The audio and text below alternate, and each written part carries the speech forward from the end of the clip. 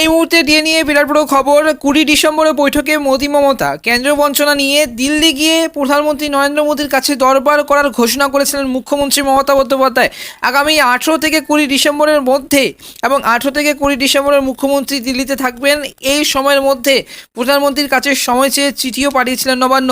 19 December দিল্লিতে India জোটের বৈঠকে মুখ্যমন্ত্রী যোগ দেওয়ার কথা। তার পরের দিন অর্থাৎ 20 ডিসেম্বর মুখ্যমন্ত্রীকে সময় দিলেন প্রধানমন্ত্রী।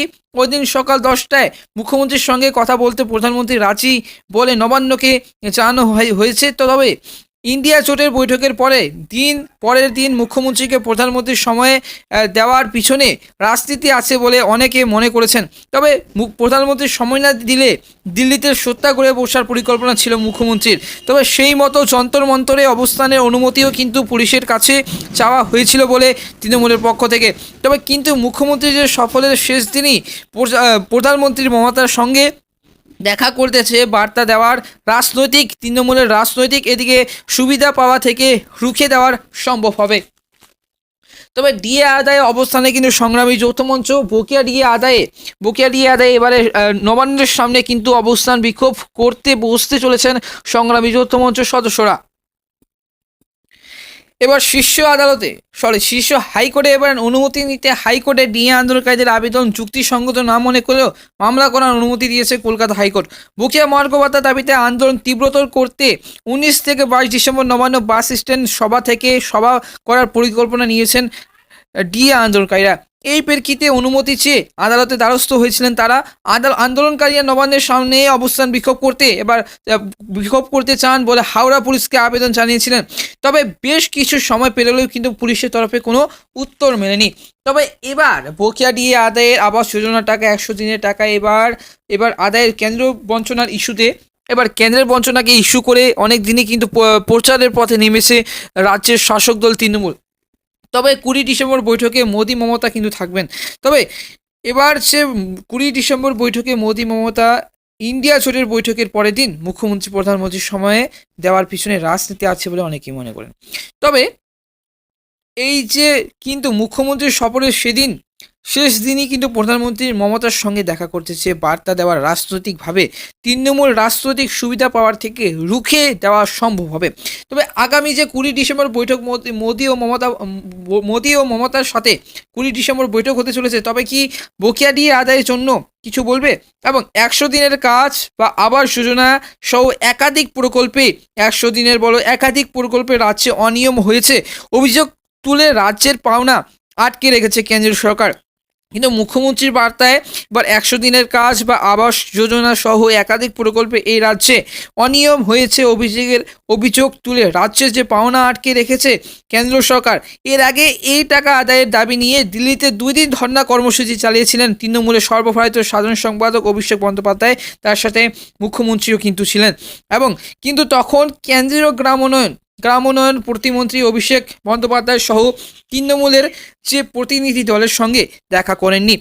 এরপর অভিষেক কলকাতার রাজভবনের সামনে বিক্ষোভ কর্মসূচি করেছিলেন। মুখ্যমন্ত্রী 23 নভেম্বর নেতাজি ইন্ডোরের স্টেডিয়াম থেকে দিল্লি যাওয়ার কথা ঘোষণা করেছিলেন।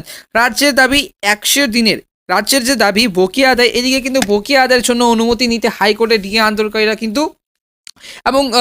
আন্দোলনকারীরা আবেদন যুক্তিসঙ্গত না মনে করলেও মামলা করার অনুমতি দিয়েছে কলকাতা হাইকোর্ট। বকেয়া মহার্ঘ ভাতা দাবিতে এদিকে তীব্রতর করে 19 থেকে 22 ডিসেম্বর সংগ্রামী যৌথ মঞ্চ কিন্তু অবস্থান করতে চলেছে। এবার কিন্তু মহামিছিল করবেন তারা এবং সংগ্রামী যৌথ মঞ্চ বকেয়া আদায়ের এবং ডিএ নিয়ে 19 ডিসেম্বর থেকে 22 ডিসেম্বর পর্যন্ত তারা নবান্নের সামনে অবস্থানে বসবেন। এক্ষেত্রে পুলিশ যদি তাদের অনুমতি না দেয় তাহলে কিন্তু হাইকোর্টে দ্বারস্থ হবেন।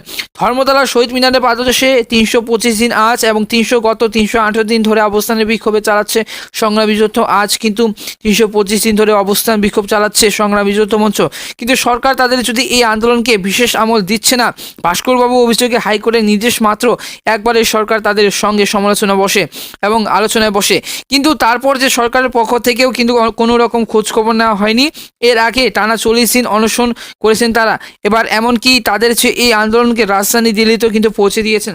তবে অনুমতি নিতে এবার হাইকোর্টে ডিএ আন্দোলনকারীদের যুক্তিসঙ্গত না মনে করলেও কিন্তু মামলা করার অনুমতি দিয়েছে কলকাতা হাইকোর্ট। বকেয়া মহার্ঘ ভাতার দাবিতে এবার যদি কলকাতা হাইকোর্ট কিন্তু মামলা করার অনুমতি দিয়েছে কলকাতা হাইকোর্ট বকেয়া ডিএ আন্দোলনকারীদের, কিন্তু বকেয়া মহার্ঘভাতার দাবিতে আন্দোলন তীব্রতর করতে এবার আগামী 19 থেকে 22 ডিসেম্বর নবান্ন বাস স্ট্যান্ড বা নবান্নের সামনে বিক্ষোভ করতে চলেছেন এবং ডিএ আন্দোলনকারীরা এই প্রেক্ষিতে অনুমতি চেয়ে আদালতের দ্বারস্থ হয়েছিলেন। তারা আন্দোলনকারীরা নবান্নের সামনে অবস্থান বিক্ষোভ করতে চান বলে হাওড়া পুলিশকে আবেদন জানিয়েছিলেন। তবে বেশ কিছু সময় পেরোলেও কিন্তু পুলিশের তরফে কোনো উত্তর মেলেনি। তবে এরপর তারা আদালতে দ্বারস্থ হন। তবে বৃহস্পতিবার বিচারপতি জয় সেনগুপ্ত মামলাকারীদের উদ্দেশ্যে বলেন, আপনারা ময়দানে বসে প্রতিবাদ করছেন, তবে হাওড়ার যে ওই জায়গা যথেষ্ট ব্যস্ত, তাই ওখানে অবস্থানের অনুমতি দেওয়াটা সমস্যার।